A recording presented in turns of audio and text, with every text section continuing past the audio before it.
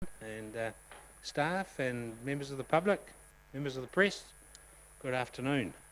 Councillor Kingy, you have to avail yourself of the karakia for the day. Thank you very much.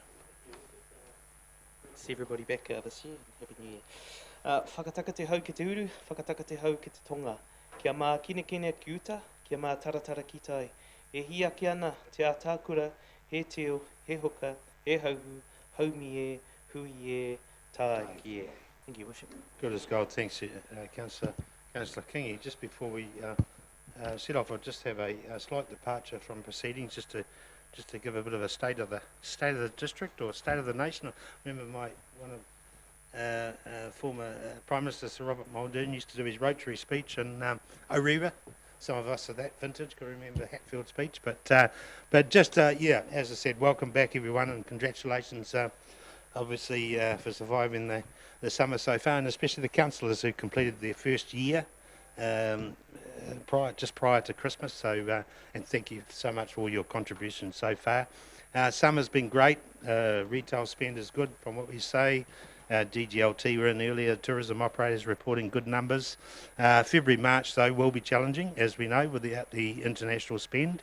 So we'll be doing hard with our agency to try and connect those markets during those months. So to try and make up some of that shortfall. Obviously the LTP this afternoon discussion will set the scene for the next 3 years. This will be a challenge given the required infrastructure investment and the rates impact that we're going to have to endure.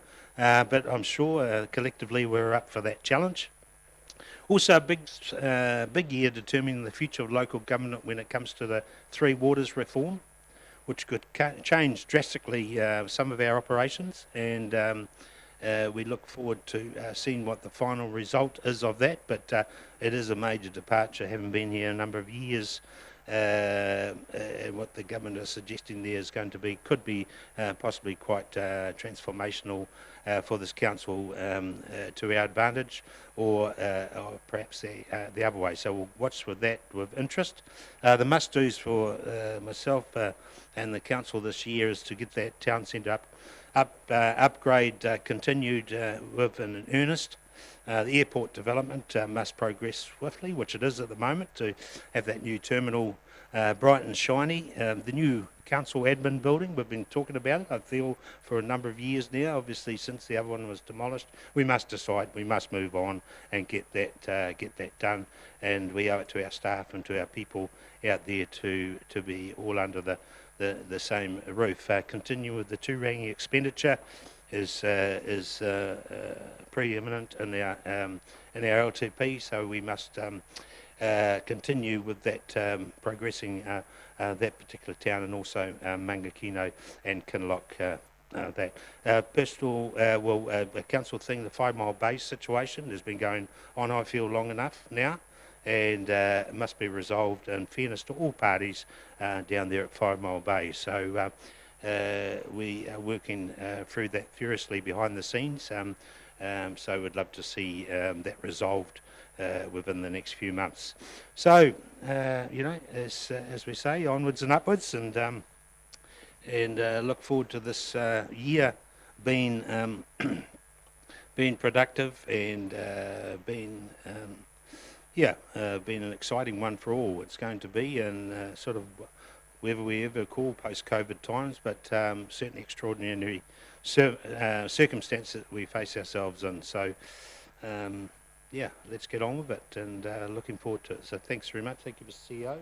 You pass on our acknowledgement to the staff, and to special thanks to the councillors to hopefully being able to achieve all those things this year. So I'll leave it at that and call for apologies for today's meeting. We have Councillor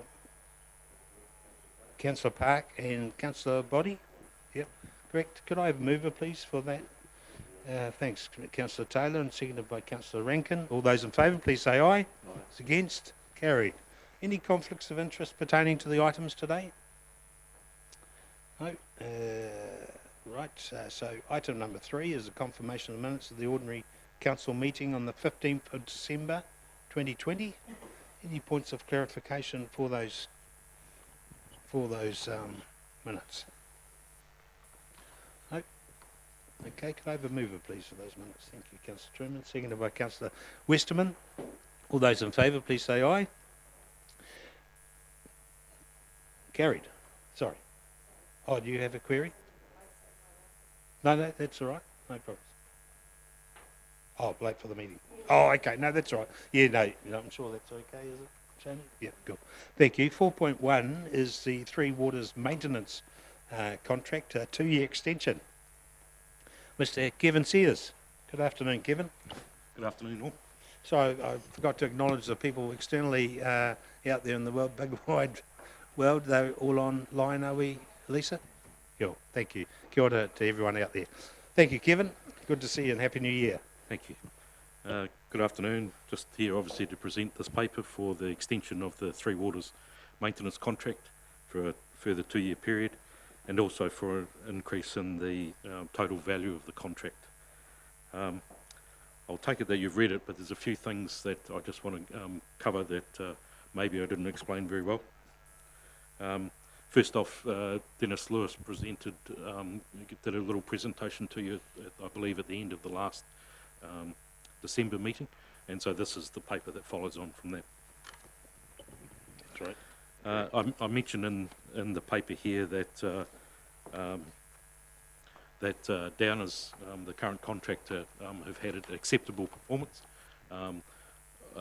In hindsight, that may have given the impression that we weren't happy with their performance, depending on how you interpret that. That's not the case. They've provided a good service for us and done a good job, but we haven't given them exceptional performance because there are things that they can improve on.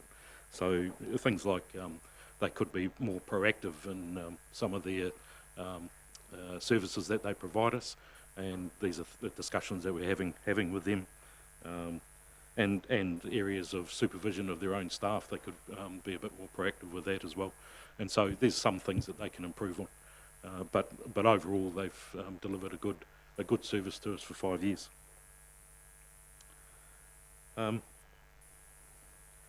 think most of you would be aware that, especially in the Three Waters space, that there's been an increase in expectations on our delivery, and that's coming through from the Three Waters reform, through the new water regulator, but also from our community in areas of overflows and things like that. So in general, the spend in this area has been up, and that's some of the reason why we're asking for an increase for the expenditure of the contract to cover those items.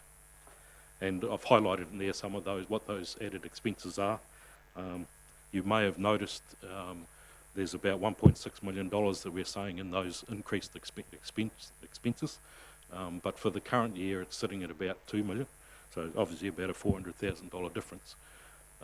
That basically is more of what we're doing.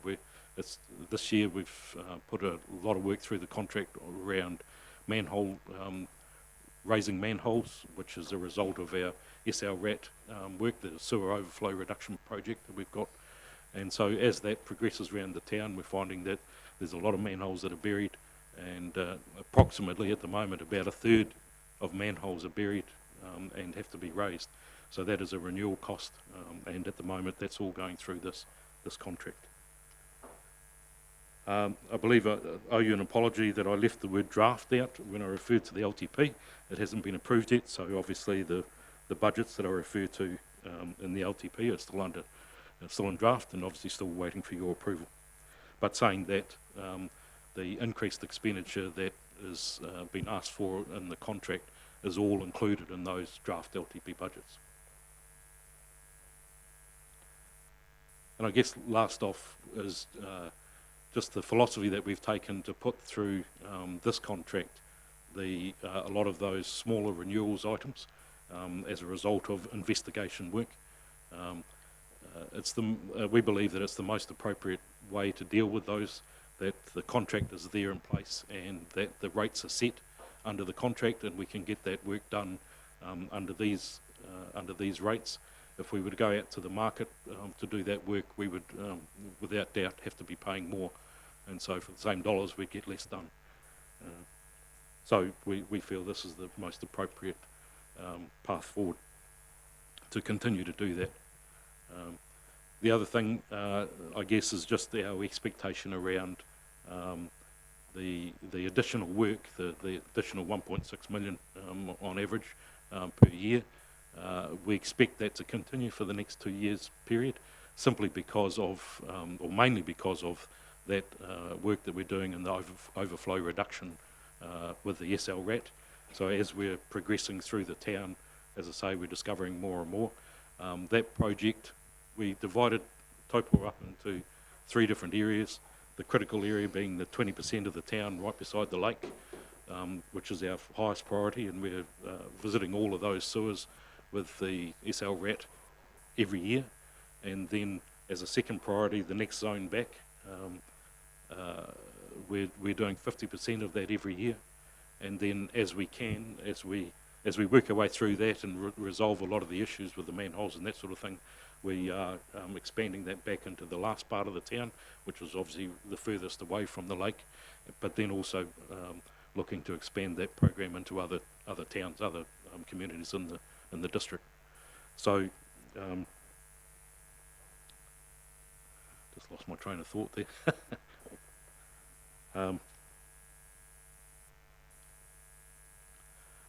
I think where I was going was basically just saying that that the increased expenditure is expected to continue on for the next 2 years because of us expanding into new areas where we haven't been before with the SLRAT program.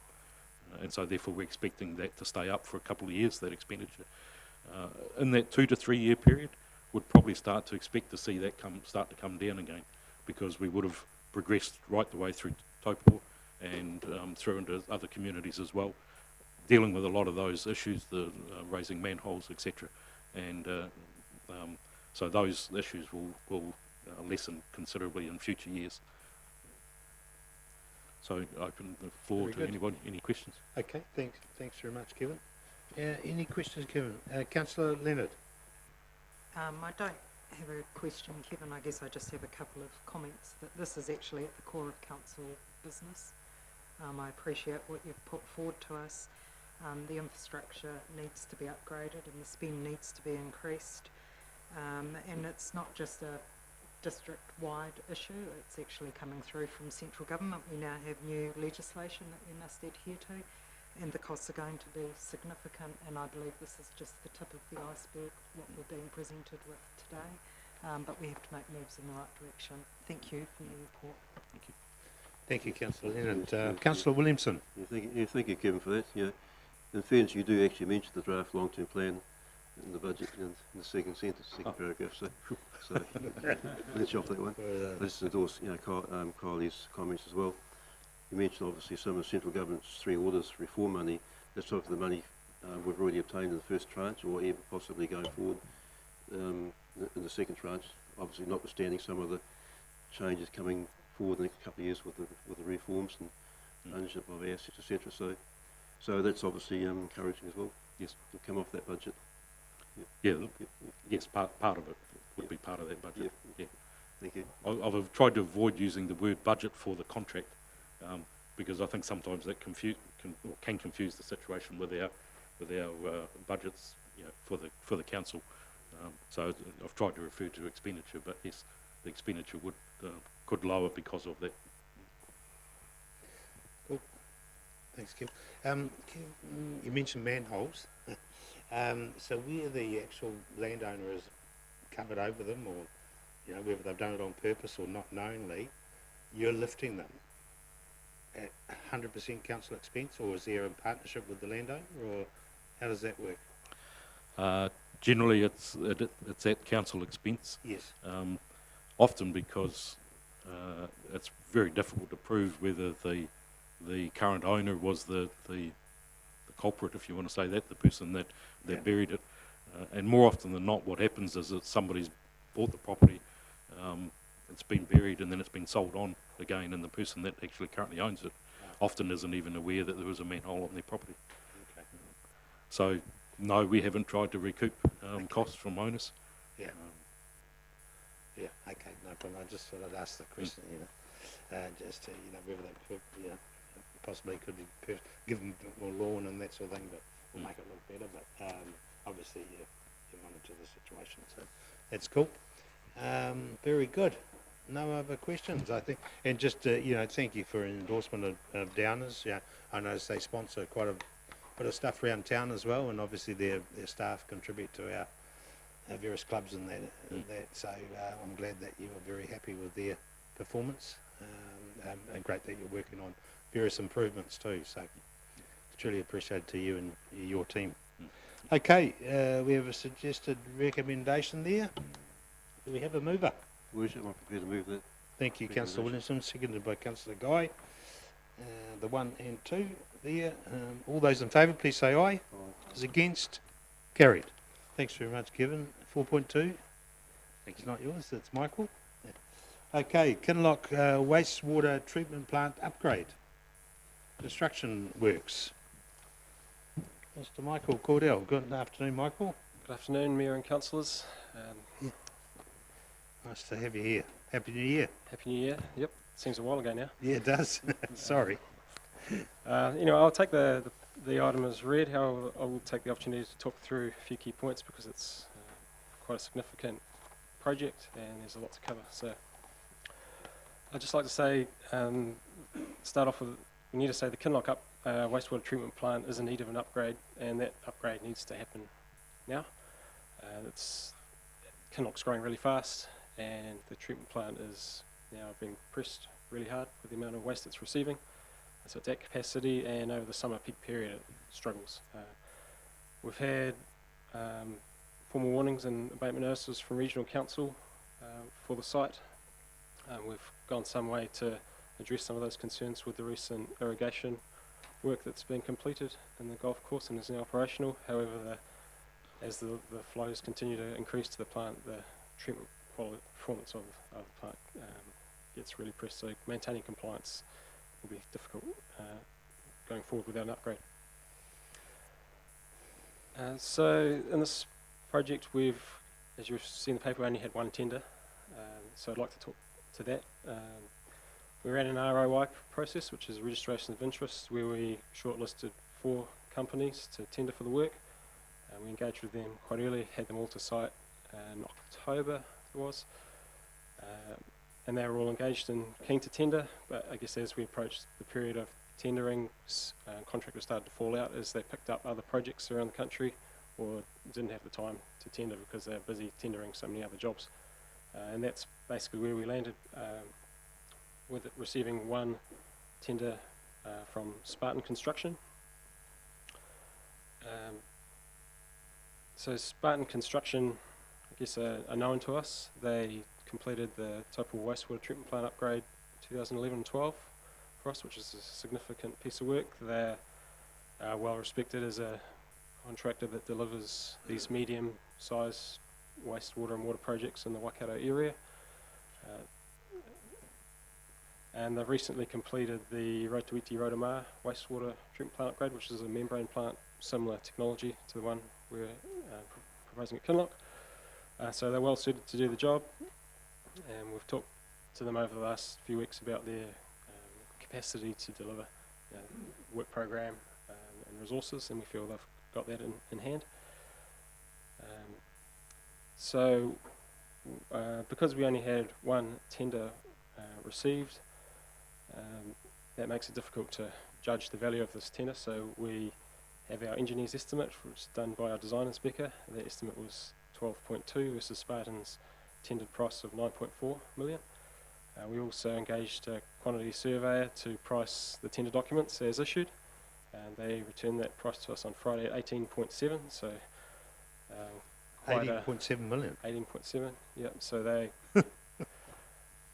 You're there. And they we selected that quantity survey based on their ability to do this tender over, this job over a short time, but also they've done some work on some significant water and wastewater projects in the past. So they were out by Mr. Mark by a long way. So that leaves us in a bit of a uncertain situation. You might think, has the QS overpriced this? Is Spartan's price unrealistically low? I you feel talk- Spartan should be the best estimator of this work, considering they do these jobs, constantly. This is their bread and butter, and they've done work for us before, and recently completed the Rotomā job at a much lower price than this for a similar scale of plant. So I feel You're talking a it's, $9 million difference between QS and... it's 100%. Yeah. So anyway, we have to have a chat with the QS and dive into that a little bit deeper. But I don't. So I don't think it's added too much value to this process in this case. But I do feel confident Spartan's prices, as far as we can assess it, I think it's fair. Just wanted to, in the paper, one of the items which didn't detail, but I know there's been a question on it, is there was a discussion of a bonus in the paper, contract bonus. Now, what we've done, I guess this is the first time we've used this approach on a major construction contract, and the reason for this is the very tight time frame that the contractor has to deliver the works. The contractor, in delivering the work, has to take half of the treatment plant offline and build the new plant in the half that's offline, and therefore we're operating the entire plant on 50% capacity, and that's not a situation you can have over Christmas. It would completely fail. So we've put in a sort of a carrot and a stick type process in the tender, which is a $240,000 bonus. That's about 2.5% contract value. And the way this works is we split the contract into two phases. The first part has a deadline of the late November, and the contractor has to hit process commissioning by this point in time, which is not completion of the entire works, but have the treatment plant processing wastewater to a compliant standard. So, or having done all the work to enable treatment to a compliant standard. It doesn't mean finishing off all the roads and fences and all the ancillary work. So the second phase of the project is to complete that. So the way the bonus works is late November is the deadline. For every day that the contractor is over that, the bonus value decreases by $8,000 a day to the point where it's zero, which is before Christmas. After that point, it continues going south, and then the contractor is paying us damages at that point in time, because we're expecting, if a treatment plant's not operational before Christmas, significant challenges would be tankering waste daily away. So the bonus is, the idea is to give the supervisors on site something to, get them interested in doing the job and getting it done on time. And it's a good carrot for only a small percentage of the contract value. And so that's the approach taken there. Sorry, I think there's a clarification just there of Councillor Guy, Tom. Not yet, but they have so there's quite a bit of council pre-purchased equipment, membranes, inlet works, blowers, some other equipment, and we've pre-purchased a lot of that stuff. It's being manufactured now, and they've got delivery dates. Yes. Yep. Yeah, we've been keeping track of our those contracts, and they're all in hand at the moment. We don't want them delivered too early because we've got nowhere to put them. So we kind of want them to be delivered on, to the contractor on time once they're on site. Councillor Taylor? Thanks. The question around the contract completion bonus. I chatted earlier on, but that was mine.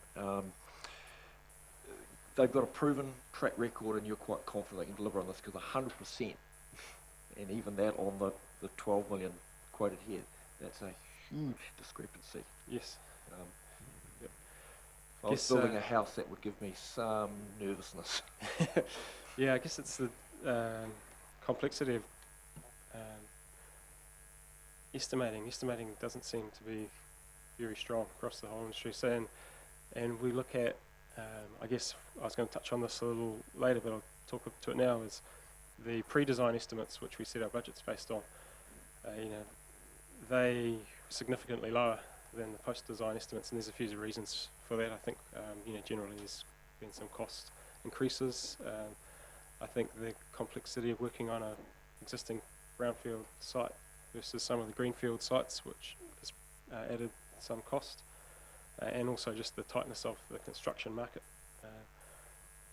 But yes, those earlier estimates are a long way off, and I guess through my life as an engineer, I've seen wild estimates before.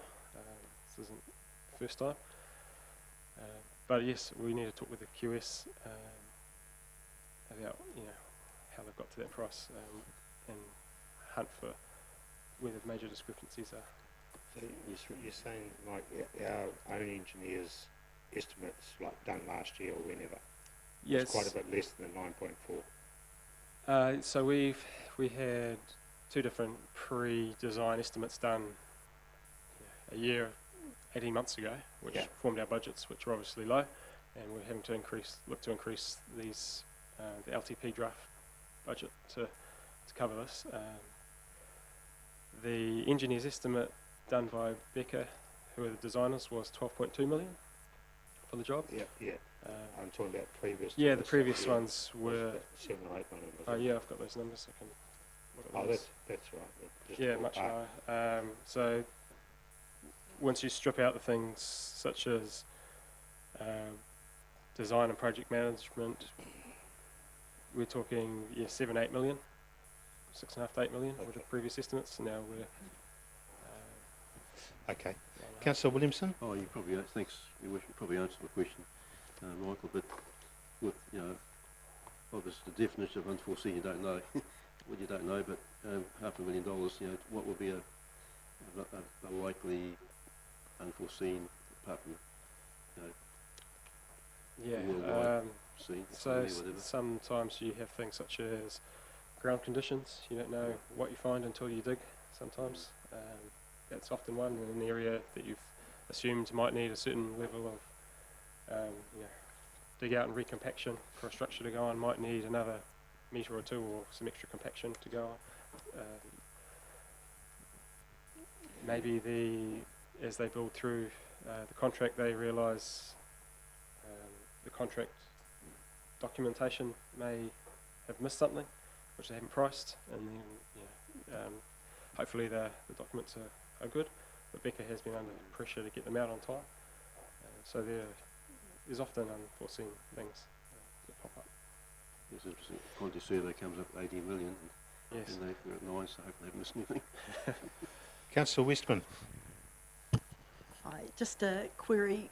Is this the first time we've offered the bonus offer? And secondly, the bonus offer was included in the original tender out to the other contractors? Yes.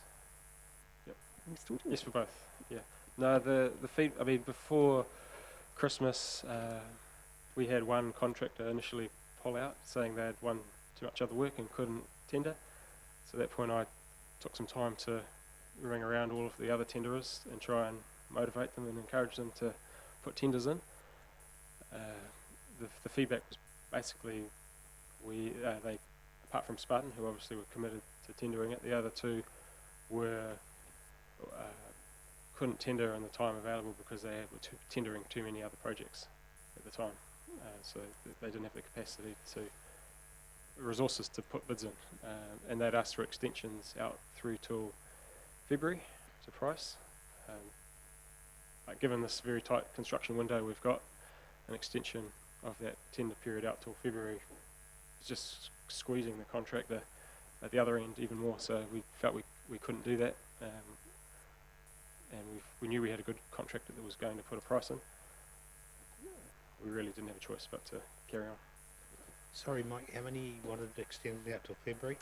Two. Two. So we had 4 invited tenderers. So initially in the ROI process we had 6 people, companies put in submissions. 2 weren't suitably qualified to do the job, so we removed those, and then we were left with 4 tenderers that were, had the right track record and qualification to do the work. Those 4, 1 pulled out really early because they'd won too much work. The other 2 were bidding too much work and couldn't bid ours. in the time available. So Work Christmas Day, yeah. I think what you see here, Your Worship, with partly as a result of COVID and the government's investment in shovel-ready projects, etc., and partly, probably more significantly, the investment in the Three Waters program, you're finding that there's so much work going on in the industry at the moment that's providing a lot of this uncertainty and price escalation, but also the inability for contractors to be able to commit because they are, ironically, they're overcommitted because of that extra cash injection. So this, Mike, probably fair to say this is probably the first of those, but there's probably going to be other contracts that we see that quite likely. I mean, one of the contractors told me they were bidding 7 other significant infrastructure jobs that were due on the same day as our one. Yep. And ours wasn't in the top 7. So They all were those looking young at, so- graduates out there, I hope they're listening, though, because civil engineering is the way to go, by the sound of it. The new lawyers. For income stream, anyway. Hey, thanks for that, Mike. Have you got anything further to add? No, just in summary, I would like to wrap up and say I think we need to get on and do this work. Delay, I don't think is an option. And to retender would mean to put off the job for a year because it squeezes the contract window too tight. Yeah. And I don't know, the current market risk with contractors being tied up on jobs is quite high. We all know what's happening out at Kinloch, and two things that give me comfort is the 2 QS, although one's 18 million, I don't know where that's come from, but just to double check on that price, and I just can't remember what the other thing was. The bonus.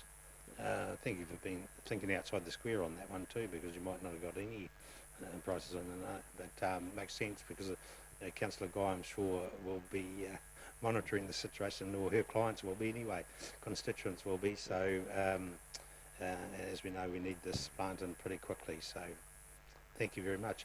Is there any other questions for Michael? No. All right, there's a suggested recommendation there. That we work submitted by Spartan, the price being there, and the contingency. So I have a mover, please. Moved by Councillor Guy, thank you. Seconded by Councillor Rankin. All those in favour, please say aye. Those against? Carried. Thank you very much, Michael. Item 4.3, consultation process for the Lake Taupō Protection Project. Tanya. Good afternoon, Your Worship. Good afternoon, Councillors. So the Lake Taupō Protection Project is one of our issues in our consultation document for the long-term plan, and it's slightly different from the rest of our topics because it is a project that we're working on with Waikato Regional Council, who are also consulting on this topic in their long-term plan. So what this means is we need to think about the hearings and deliberations process and how we make that work with the Regional Council. So the proposal is to set up a hearings committee to hear and deliberate on the submissions made on this topic, which will be held in the Taupō District Council chambers with 2 councillors from each council plus the Waikato Regional Council Chair and Mayor David. So my recommendations are recommending that we decide to set up this committee and also appoint 2 councillors. Waikato Regional Council had a very similar item on their last council meeting for last year, where they appointed 2 councillors. Cool. Yeah. Thank you very much, Tanya. And we did workshop this the other day. I can't remember who the councillors were. Councillor Leonard. I do just want to express my concern of going out to consultation together due to the difference of opinion between the Taupō District Council and the Waikato Regional Council. Especially I'd just like to highlight the disregard that is noted in theirs from the sentiment of Tū Wharetoa. Cool, thank you. Thank you, Councillor Leonard, and I'm sure that will be noted through the process. Tanya, what were the names that we gave you? Sorry about that. Councillor Taylor? Was it? Yeah, Councillor Taylor and Councillor Mack, was it? So I believe it was Councillor Mack and Councillor Park. Oh, Councillor Park, sorry. Okay, yeah. Sorry, Councillor Taylor. Yeah. So Councillor Mack, thank you very much, and Councillor Park, because we did, members of the public and staff, we did workshop this the other day just to collect those names, because there's two people that are on the existing committee. That would be a conflict for them. That's being Councillor Williamson and Councillor Leonard. Okay, so with those names in there, could I have a mover, please? Moved by Councillor Taylor, seconded by Councillor Truman. All those in favour, please say aye. It's against. Carried. Thanks, Tanya. Good as gold. Right. 4.4, adoption of supporting information to draft long-term plan consultation document, the revenue and financing policy. To go to audit. Hadley and Neil, good afternoon. Good afternoon, everyone. So this item and 4 after it, so 5 in total, are all just procedural steps to adopt draft information for our auditors to review. And it's based on documents and information that you reviewed through workshops through the second half of last year and last week. The key point is that this information still is draft. It will change, so don't expect it to stay the same as it is today. You'll note there are still some gaps that need plugging, and there's some further information around graphs and things that need to be updated. Obviously, we also have to go through the audit process, and it's inevitable that the auditors will find some things to change as well, but we'll alert you to those at the end of that audit process. So once this is adopted, we'll give it all to our auditors. They'll audit it, and then we'll come back to you on the 2nd of March. We will have the final consultation document in the design version, along with final versions of all of these documents, when you'll adopt it then to go out for consultation, which begins on the 15th of March and runs through till the 16th of April. So there'll be, 2nd of March to adopt it. 10 days later, you go out for the consultation process on all of this information. So, just a procedural step in the process of the long-term plan. Very good. Thank you very much, Hadley. Neil, nothing to add, or? Yeah, probably just what I'll do is just for clarity, just run through some of the key changes from the documents that are there. All of these that we've workshopped last year, but I'll just go through the kind of where we've landed on that. So if I start off with the first one, the draft revenue and financing policy in section 101's 3 considerations. So I can't remember, well, actually it must have been last year, the workshop. The major change, in fact the only change that we've made there is, if you recall, Scott had a discussion around the Mangakino pools, and we've changed the revenue and financing policy down to 0 to 15%. It was previously 5 to 15% for fees and charges. So that's the change that, the only change that has occurred from when we workshopped that document with you. The draft performance measures, I'll have to hand that one to Hadley. Just as per as the workshop that we had last Thursday, so there's been no changes to that following that workshop. Right, thank you. Draft forecasting assumptions, you'll see those put out there. Basically that just captures things like what's the forecast interest rates for both interest received, interest payable, things like your growth numbers, and a range of other stuff that we've already been through. That's all set out in the schedule that is there, and that forms one of the supporting pieces of documentation that informs the draft long-term plan. So there haven't been any changes to that. It's just capturing it all together basically in one document or one place. Draft accounting policies, they're put out there. There are a couple of changes that we still need to make to that, and just to review, that kind of happens through the audit process as well. There's a couple of changes to accounting standards. We talked about the measurement of the, in terms of the lease of a council building, that now needs to show on balance sheet. Previously that was not on balance sheet, so that's one of the key changes to the accounting policies there that will be reflected in our financial statements. The draft funding impact statement, so that sets out the how we, what rates we charge and the kind of methodology behind them.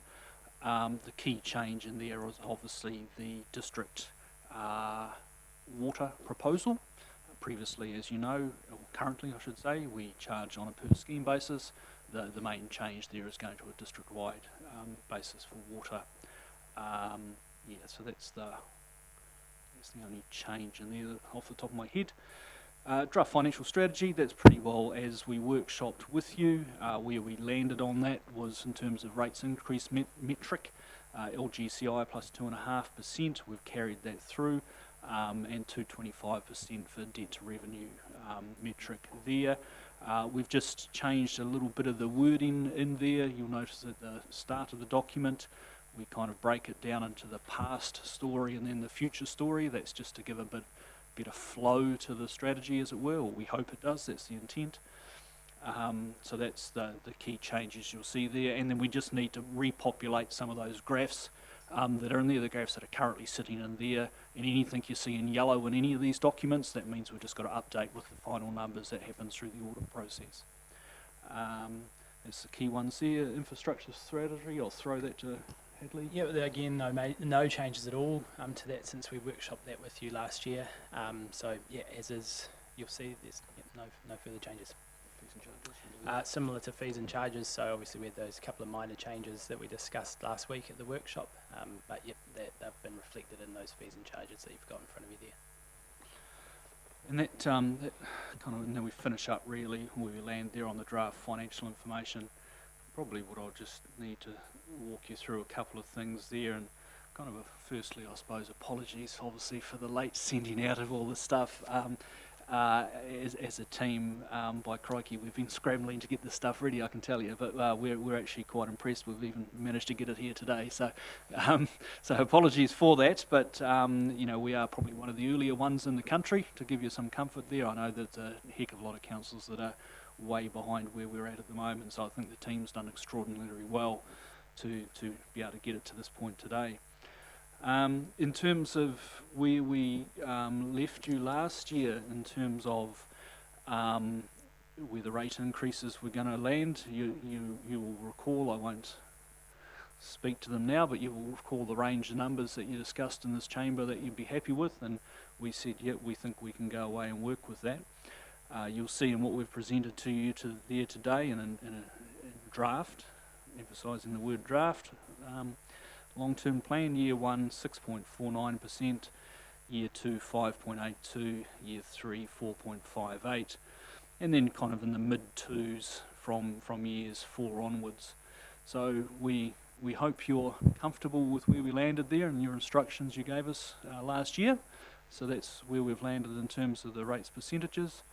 And then in terms of debt, we've kept well within that 2.25%. Once we've gone back and re-looked at the treasury cash flows in operation there, we've managed to apply some cash flows to keep that debt down at a very prudent level.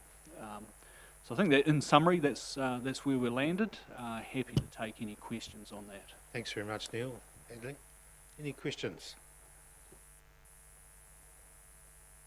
No, pretty straightforward. Obviously, interesting year with what we've been facing. So thank you so much to the team for all that hard work. And as you say, literally on the run, getting that completed. So thanks to everyone. So there's a suggested recommendation up there. We adopt these and put out the draft. So do I have a mover, please? Thanks, Councillor Williamson, seconded by Councillor Guy. No further discussion. All those in favour, please say aye. Those against, carried. Thank you, gentlemen. Okay, development contributions. Adoption of the draft development contributions for audit. Yep, so similar process. So this was at the workshop we had last Thursday, so this is just adopting that policy in draft form for audit. Thank you very much. Any questions regarding the DCs? No? Could I have a mover, please? Thank you, Councillor Guy. Seconded by Councillor Taylor. All those in favour, please say aye. Against? Carried. Rates for emissions and postponement policies? Similar. We had a workshop on the 29th of October. I understand there's been a legal peer review undertaken on those since then, but just some minor changes to that just to ensure that we're meeting our obligations. but you'll see that in the document. Okay, procedure again. Have a mover, please. Thank you, Councillor Kingi. Seconded by Councillor Leonard. All those in favour, please say aye. Against. 4.7, which is the Treasury Management Policy for Audit New Zealand. No, not too much variation there. No, again, very similar. Just we've had PricewaterhouseCoopers, who are our Treasury advisors, do a review process on us there, and some minor changes to things to bring it into line with current best practice. It's an annual review that we do, so yeah, it's just been updated accordingly. Okay, thanks, Neil. It's moved by Councillor Rankin, seconded by Councillor Williamson. Those in favour, you say aye. Against, carried. Thank you. Right, 4.8. The plan. Yeah, so this is the draft consultation document. So you saw that last week in a designed version. The document you've got in front of you is just a Word version. Given the changes that will happen through the audit process, we send it to audit in a Word document. But it's essentially the same document, just with a few tweaks that we've had come through via email around some wording changes. And there's, as you'll see, as Neil mentioned earlier, a couple of graphs and things that need updating in there that will be updated for the final design version that we get back to you prior to adoption on the 2nd of March. Very good. I'm happy to move that one. Do I have a seconder, please? Thank you, Councillor Rankin. All those in favour, please say aye. Against, carried. Very good. Thank you, Hedley, and thank you, Neil, and thank you to everyone. Right, 4.9, Environment Court Appeal, Wairaki Canopy Tours. Scott Davenport and Kia ora Nigel koutou. McCaddy. Good afternoon, gentlemen. Right, we go for the Environment Court, are we? Here we go again. Yeah. Round two. So I'm pretty sure most of you will be familiar with the Skyplay Ventures proposal for a zip line just down below the Hook Falls. We went through to a fully notified hearing last year, and the 3 independent commissioners declined that application, which was supported by our consultant planner through that process as well. So we were relatively comfortable where that decision landed, and we weren't surprised when we received an appeal to that process. As you know, as we spoke about last year, in terms of an appeal process, we are a respondent to that process, so we're in regardless of whether we want to be or not. And of course, with any court process comes costs. As you said earlier, need more civil engineers, less lawyers, but that's not where we're at the moment, unfortunately. Totally the opposite to what I said, isn't it? And so there's some cost there that we've just, it's a really high level budget that we're asking for of $100,000. That just gives us the ability to engage our expert lawyers and also the experts that will need to go through that process. At this stage, there's a fair bit of uncertainty what that process will be. That'll be guided by the court and whether we go to mediation and what does that look like. But this agenda today is really just so we can start getting some those players on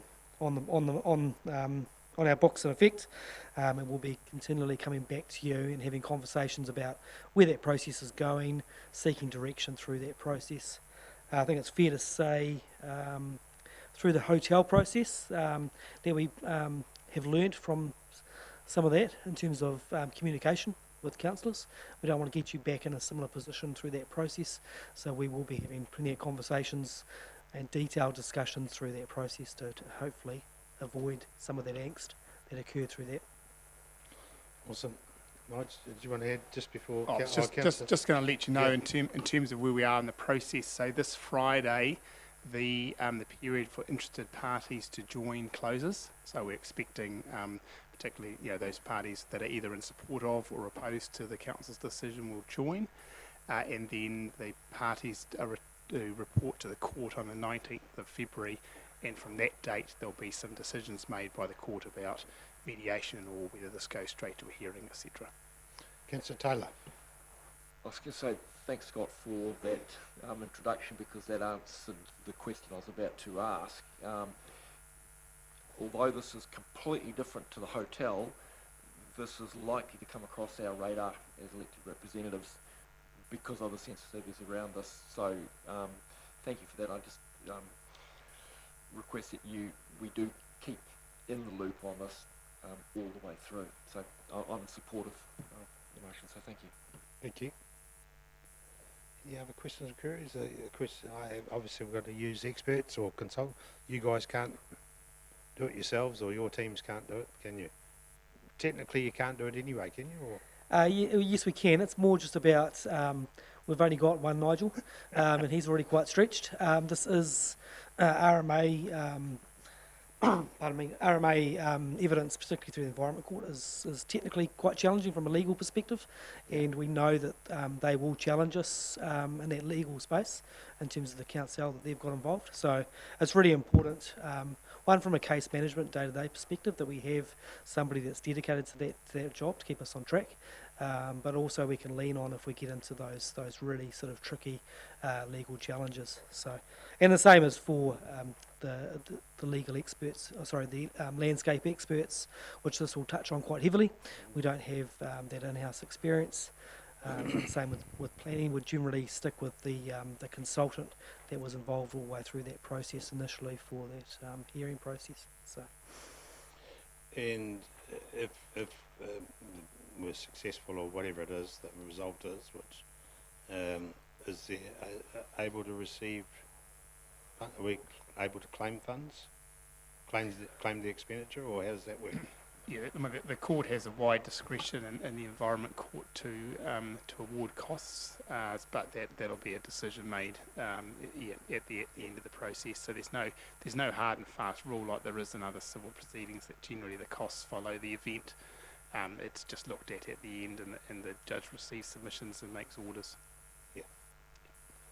Good as gold. Okay. Any other questions? Okay, well, good luck, and we will hear from you in the due course. I think it's probably the best way. There's a suggested resolution up there. Yes, Councillor Kingi. Yeah, can I just note my conflict? I won't be able to take part in their decision, but yeah, just to note my conflict as Te Whare Tō. Yep, sure. No problems. All right. Thank you. Suggested resolution there, recommendation there. Do I have a mover, please? It's already been moved, has it? Sorry, Councillor Taylor. Seconded Councillor Williamson. All those in favour, please say aye. It's against? Carried. Thank you very much. Right. Okay, confidential business. We have a mover to move into confidence, please. Thank you, Councillor Truman. Seconded Councillor Leonard. All those in favour, please say aye. It's against?